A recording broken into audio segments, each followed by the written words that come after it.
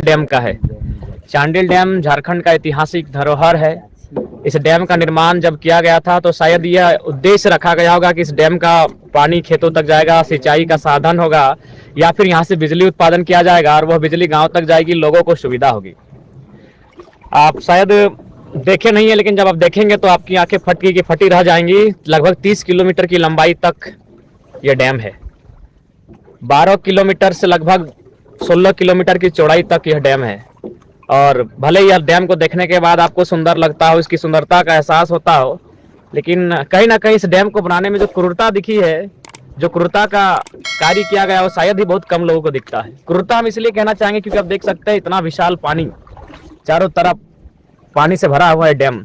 116 गाँव को उजाड़ा गया है। 116 गाँव आज भी दुख के आंसू रो रहे हैं। उनमें शायद कुछ प्रतिशत लोगों को विस्थापित होने के बाद 25 डिसमिल जमीन मिला है, किन्हीं को 12.5 डिसमिल, तो किन्हीं को छोटी मोटी रोकड़ियां मिली हैं। लेकिन आज भी बहुत ज्यादा लोग इस विस्थापन के कारण दो साथ अपना जीवन यापन करते हैं।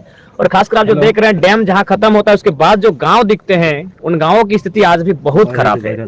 आज भी वो लोग उम्मीद करते हैं कि शायद कोई ऐसा कानून बने जिससे उनको विस्थापन का दर्द जो है वो सुन सके, और उनके लिए जो उनकी जमीनों को छीना गया, 116 गाँव को डुबाया गया है, शायद उनको जमीन के बदले जमीन मिले और छोटी मोटी चाकरी मिले, जिससे उनका घर परिवार जीवन खुशहाल हो सके।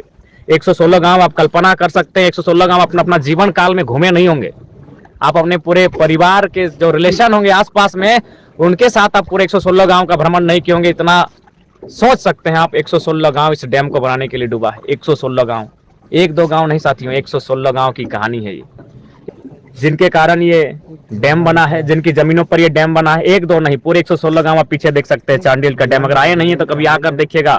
आपको इस डैम देखने के बाद सुंदरता का एहसास होगा कि डैम कितना सुंदर है, कितनी सुंदरता है इस डैम में। लेकिन मुझे क्रूरता दिखती है, क्रूरता झलकती है, किस प्रकार गाँव, किसान, मजदूर लोगों को यहाँ से विस्थापित किया गया है, उनकी जमीनों को छीन लिया गया है। 1.5 रुपया 2 रुपया डिसमिल देकर जमीनों को लिया गया है। बहुत दुख अपनी दुखगाथा को सुनाता है। ये डैम जब बना तो शायद लोग सोचे होंगे इस डैम का पानी खेतों तक जाएगा, सिंचाई का साधन होगा, लेकिन जी नहीं, इस डैम का पानी उड़ीसा तक जाता है। हम क्यों ठिका लें? हमने किसी का अधिकार को छीना नहीं है। हम अपनी मौत का फरमान लिखकर दूसरे को खुशहाल कब तक करते रहे? जी हाँ, ये डैम का पानी उड़ीसा तक जाता है और झारखंड के किसान, सुखाड़ घोषित हो जाता है झारखंड में फसल नहीं उग पाती है पानी के अभाव के कारण। तो यदि डैम बनना ही था तो इस डैम का पानी नहर के माध्यम से सिंचाई के लिए झारखंड के किसानों को, खासकर जो विस्थापित हुए हैं, चांडिल कुकड़ू क्षेत्र के लोगों को, निमडी इचागढ़ क्षेत्र के लोगों को ये पानी का लाभ मिलना चाहिए था। लेकिन दुर्भाग्य, दुख का विषय है, आज ये डैम देख सकते हैं हमारे पीछे। हम लोग फिलहाल डैम के बीचों बीच नौका से विहार कर रहे हैं इस विशाल डैम का। आप इस डैम की अंदाजा लगा सकते हैं कितना विशाल ये डैम है, कितना विशाल सीमा। 35 किलोमीटर 30 किलोमीटर तक की लंबाई, लगभग 16 किलोमीटर 15 से 16 किलोमीटर की चौड़ाई, इतना विशाल डैम। लेकिन गांव वालों को क्या मिला? जो 116 गांव बर्बाद हुए, विस्थापित हुए, उन गांव वालों को इस डैम ने क्या दिया? यहाँ बिजली उत्पादन भी नहीं हुआ है, जो हम कह सकते हैं कि आप बिजली का उत्पादन किए हैं। हाँ, एक छोटा सा कोने में मछली का उत्पादन होता है, पता नहीं उस मछली के उत्पादन से 116 गाँव में मात्र 16 लोगों की भी जीविका चलती है कि नहीं, ये बहुत बड़ा प्रश्न उठता है। सुनने में आया डैम का पानी उद्योग के लिए जाता है। अगर जाता है तो कहीं ना कहीं यह किसानों के साथ छल है। क्या ये भारत देश केवल उद्योगपतियों का देश रहेगा, जो आप बड़ी मात्रा में किसानों की जमीन पहले लूट कर ले लेंगे, उस पर डैम बनेगा और वह पानी केवल उद्योग के लिए जाएगा? उद्योग बनने के लिए भी हजारों एकड़ जमीन किसानों से लूट कर पुलिस प्रशासन के दम पर, लाठी के जोर पे लिया जाता है। आखिर इस देश में ऐसी व्यवस्था कब तक?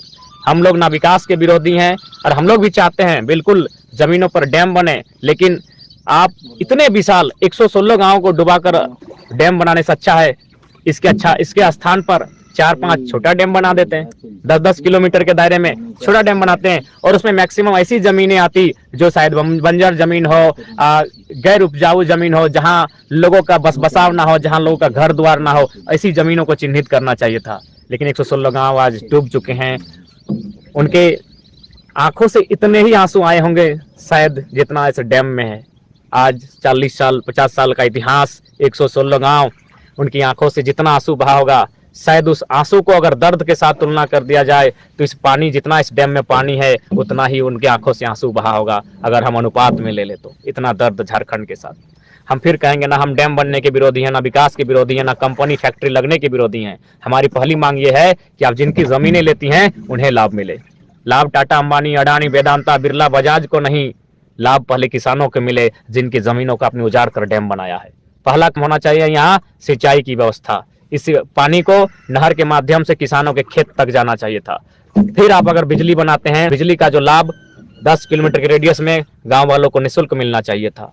मछली पालन जैसे योजनाओं को सुचारू रूप से संचालित करना चाहिए था, जिससे मैक्सिमम किसान फायदे में आ सके और उन्हें कभी ये दुख का आभास नहीं होता कि चलो हमने अगर जमीन दिया, हमारे गांव अगर डूब गए तो चलो कुछ तो मिला, हमें रोजगार का साधन तो मिला। लेकिन यदि इस डैम का पानी केवल उद्योग के लिए जाएगा, केवल बड़े बड़े चंद कॉर्पोरेट घरानों को जाएगा, मिलियन ट्रिलियन पर्सन लोगों को जाएगा, तो मुझे लगता है किसानों के साथ आज भी लोकतंत्र के भारत में सरासर नाइंसाफी ही होता है। आज भी उनके दुख को सुनने वाला कोई नहीं है। यही दशा है झारखंड की, पूरे झारखंड की यही दशा है। दर्जनों डैम बने हैं, लगभग करोड़ों एकड़ में जमीनें ली गई हैं, लेकिन उन किसानों को कुछ नहीं मिला। शायद कुछ प्रतिशत को मिला होगा, बाकी मैक्सिमम लोगों के आंखों के सामने अंधेरा और उनका जीवन अंधकारमय हो गया उनकी जमीनें छीनने के बाद। उन्हें विस्थापन मिला, बीमारियां मिली, प्रताड़ना मिला और गालियां मिली, अवहेलना मिला और कभी कभी पुलिस प्रशासन द्वारा फर्जी केस मिला। तो ये कहानी है चांडिल डैम। चांडिल डैम की कहानी है जो सरायकेला जिला के 4 ब्लॉक को मिलकर बनता है, कुकड़ू, नीमडी, चांडिल और इचागढ़। इसकी लंबाई लगभग 35 किलोमीटर और चौड़ाई लगभग से 20 किलोमीटर की चौड़ाई। इतना विशाल डैम देखने में बड़ा सुंदर लगेगा और आपको इसकी सुंदरता से मोहित होना पड़ेगा, ये इतना सुंदर डैम है। लेकिन मुझे सुंदरता के स्थान पर क्रूरता दिखती है। किस प्रकार किसानों के साथ क्रूरता किया गया है, उनके जमीनों को मात्र 2 रुपया 1.5 रुपया डिसमिल देकर छीन लिया गया है एक तरह से, और आज भी वो विस्थापित के जीवन को यापन कर रहे हैं। आज भी विस्थापन के दंश को झेल रहे हैं। सुनने में उन्हें 6 लाख रुपया दिया जाता है और कोई राजीव गाड़ी नाम का अधिकारी है जो 3 लाख पहले ही मांग लेता है कि हमें 3 लाख लोग दोगे तभी हम विस्थापन का 6 लाख तुम्हें देंगे, लेकिन सुनने वाला कोई नहीं है। यही है किसानों की दर्द। ये सुंदर सा डैम, लेकिन इसके अंदर 116 गांव की आवाज, चीख आज भी गूंजती है कि हमने क्या बिगाड़ा था। विकास के नाम पर हम कितना सहेंगे, विकास के नाम पर हमारी जमीनों को कब तक हमसे छीना जाएगा, कब तक हमसे लूटा जाएगा। आज इंसाफ की अपेक्षा रखते हैं कि कोई तो आए जो हमारे लिए नियम कानून बनाए और हमें इंसाफ दिलाए। हम नहीं चाहते हैं जो डैम में डूब गई वो जमीन तो आप वापस नहीं दे सकते हैं। उचित मुआवजा, उन्हें नियोजन और उस जल का उपयोग जो डैम में है कम से कम उन किसानों को मिले जिनकी जमीनें, जिनके गांव यहाँ उजड़ने का काम हुआ है। एक फिलहाल हम लोग चांडिल डैम से बाहर आ चुके हैं और आप जो पीछे देख रहे हैं ये घर है, ये छोटा छोटा घर है। इसको देख के आप ये मत सोचिए कि यहाँ लोग नहीं रहते हैं। ये मिट्टी का घर है, पुआल का घर है। ये लोग जानबूझ के ऐसा ही घर बनाते हैं, एक छोटा सा बस्ती है, इसलिए बनाते हैं कि चांडिल डैम का पानी इनके घरों तक आ जाता है और प्रत्येक साल जो इनकी नियति है हर बार घर इनका गांव डूब जाता है। इसलिए आप देख सकते हैं इनका घर ऐसा है कि आप देख के थोड़ा आश्चर्य होगा। बिल्कुल आप देख सकते हैं ये पुआल का घर, ऊपर से कांटा भी है। पीछे आप देख सकते हैं लगभग ऐसे 15-16 मकान है जो मिट्टी के हैं और लगभग मात्र 3 फीट जमीन से मात्र 3 फीट की ऊंचाई। तो आज कह सकते हैं चांडिल डैम जिसे बनाने के लिए यहाँ के लोगों ने 116 गांव के लोगों ने अपना विस्थापन झेला, दर्द को झेला और आज भी और आप उस दर्द का अंदाजा कर सकते हैं जिन लोगों ने अपने गांवों का अपने ज़मीन देकर इस चांडिल डैम को बनाने के लिए ज़मीनें दी, आज वे लोग किस हाल में रहते हैं। ये कांटा है उनके घर के ऊपर, इसे देखकर ये मत है कि यहाँ लोग नहीं रहते, यहाँ लोग रहते हैं। और ये पुआल है, पुआल भी इस अवस्था में आप देख सकते हैं कि मैंने बहुत क्रिटिकल कंडीशन में ये लोग रहते हैं। ये ठीक चांडिल डैम के सटे हुए एक छोटे से गांव की तस्वीर है। पुआल और मिट्टी का घर, ऊपर से कांटे भी लदे हुए हैं। इन्हें घर से इन्हें कोई विशेष लगाव नहीं है, और क्या लगाव रखेंगे, प्रत्येक साल डूब जाना है तो फिर उस घर से क्या लगाव। इसीलिए टूटी फूटी अवस्था में घर बनाया जाता है प्रत्येक वर्ष।